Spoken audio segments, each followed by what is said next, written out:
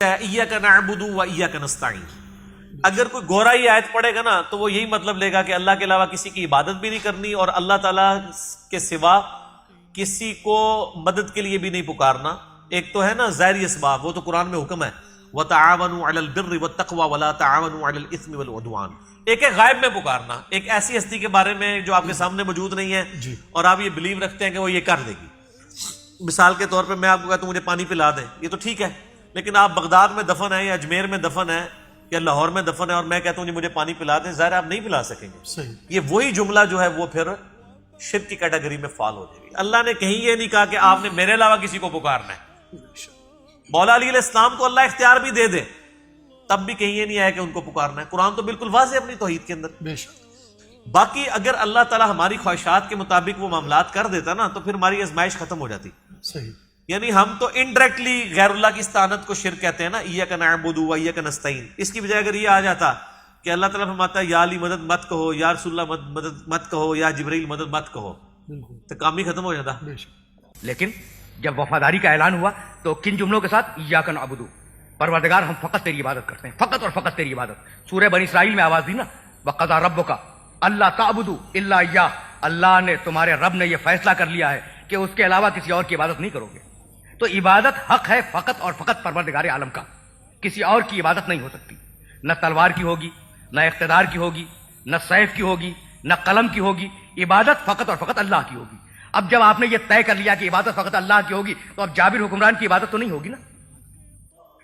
اب تلوار کے زور سے کوئی شخص بات کو مانوانا چاہے تو اس کی بات تو نہیں مانی جائے گی نا. عبادت فقط اللہ کی اور مدد فقط اللہ سے. دو الفاظ ہیں اور دونوں بڑے کلیدی ہیں. عبادت، استعانت. فقط اللہ کی عبادت اور فقط اللہ سے استعانت. اچھا تو اب فقط اللہ سے استعانت ہے تو اب کیا ہم کسی اور سے استعانت طلب نہ کریں یا کسی اور کو وسیلہ قرار نہ دیں استعانت کے لیے؟ تو اگر ایاک نعبد سمجھ میں آ جائے تو خدا کی قسم ایاک نستعین خود بخود سمجھ میں آ جائے گا. یہ ایاک نعبد بہت کلیدی ہے، بہت ہی کلیدی ہے. عبادت فقط اللہ کی. بھئی اگر غیر اللہ کی آپ نے عبادت کی تو شرک ہوگا یا نہیں ہوگا؟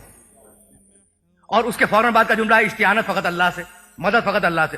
تو اگر غیر اللہ سے مدد مانگے تو وہ شرک ہوگا یا نہیں ہوگا؟ تو اگر ایاک نعبد سمجھ میں آ جائے تو ایاک نستعین خود سمجھ میں آ جائے گا. بھئی عبادت تو اب اللہ کی ہے نا. اور افضل ترین عبادت کیا ہے؟ نماز. افضل ترین عبادت ہے.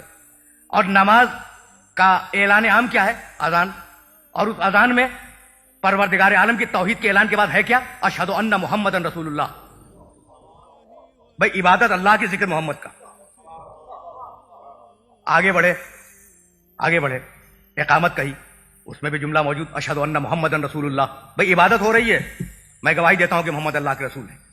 نماز شروع ہوئی، تشہد میں پہنچے جسے التحیات بھی کہتے ہیں. شہادت توحید کے بعد آواز دی اشہد ان محمدن عبدہ و رسولہ، میں گواہی دیتا ہوں کہ محمد اللہ کے بندے بھی ہیں اور اللہ کے رسول بھی ہیں.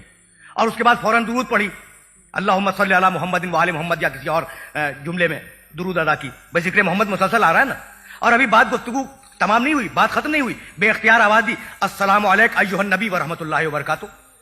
عبادت اللہ کی ہو رہی ہے. السلام علیک ایھا النبی ورحمۃ اللہ وبرکاتہ. نبی آپ پر ہمارا سلام ہو، اللہ کی آپ پر ہماری طرف سے رحمت نازل ہوں. تو بس کہنا یہی ہے کہ پروردگار عبادت فقط اور فقط تیری، اور اس عبادت میں ذکر محمد شامل ہے. تو اب دنیا ذکر محمد کو ایاک نعبد سے نکال دے، ہم وسیلے کے طور پر محمد کو ایاک نستعین سے نکال دیں گے.